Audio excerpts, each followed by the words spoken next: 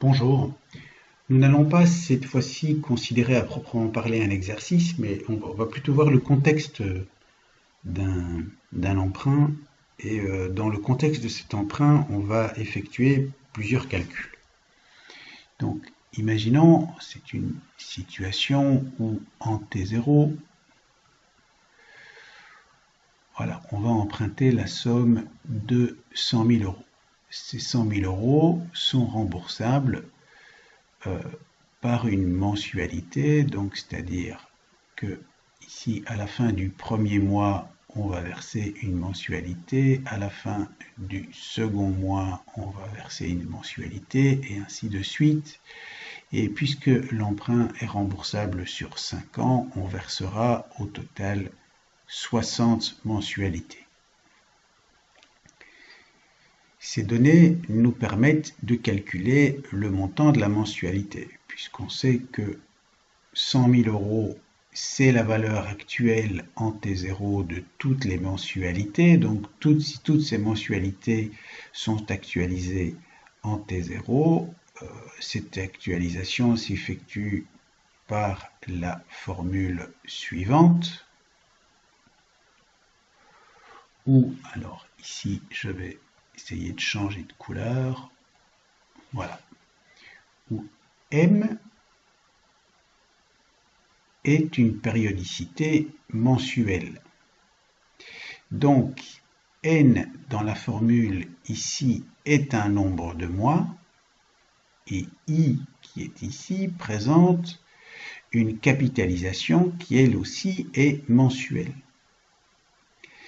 Donc, si l'on regarde l'information que l'on a dans l'énoncé, on nous donne un taux réel. On ne peut pas injecter ces 12% dans notre formule. On est tenu de calculer un taux mensuel qui est équivalent au taux annuel de 12%. Ce taux mensuel que l'on va appeler I et qui va être équivalent à 12% par an, donc ce taux I, il va capitaliser 12 fois quand le taux mensuel de 12% n'aura capitalisé qu'une seule fois. Donc I est égal à la racine 12e de 1,12 moins 1. Donc ici, I sera égal à 0,0094889. Voilà, je prends un certain nombre de décimales après la virgule pour essayer de limiter les effets de l'arrondi. Ça marche. Donc, ce qui veut dire que maintenant, on va pouvoir passer au calcul de la mensualité. Je vais juste changer de couleur. Voilà.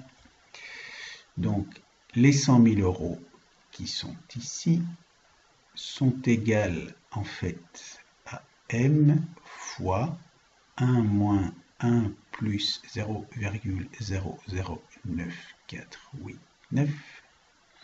Alors, exposant moins 60, puisque l'emprunt est sur 60 mois, ça divisé par 0,0094889. Et donc, de fait, ceci nous donne une valeur pour M. Si je déroule un peu l'écran pour avoir un peu de place pour écrire, voilà. Ce qui me donne une valeur pour M qui est égale à 2193,57 euros.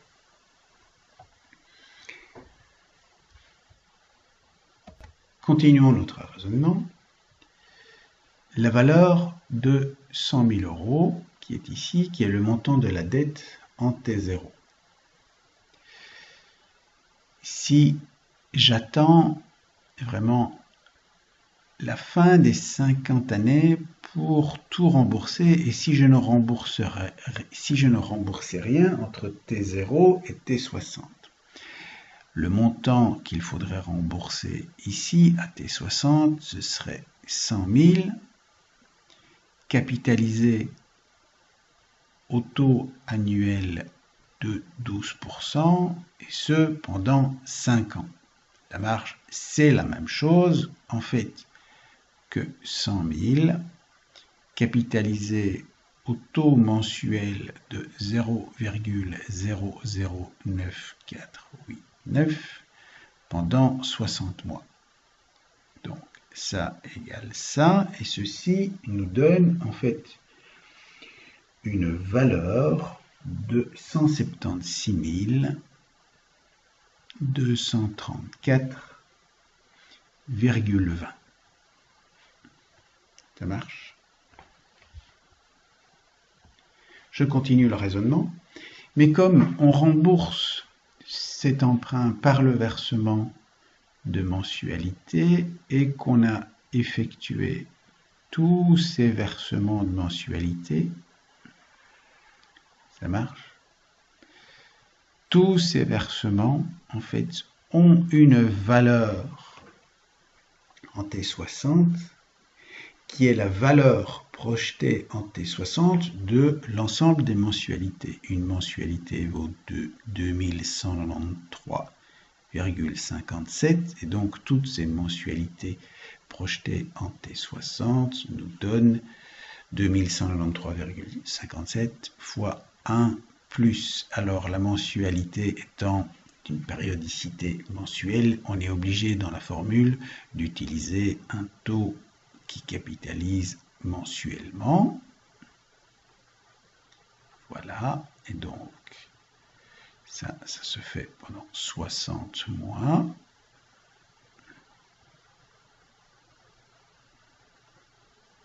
Et donc la valeur capitalisée de toutes ces mensualités nous donne 176 234,20.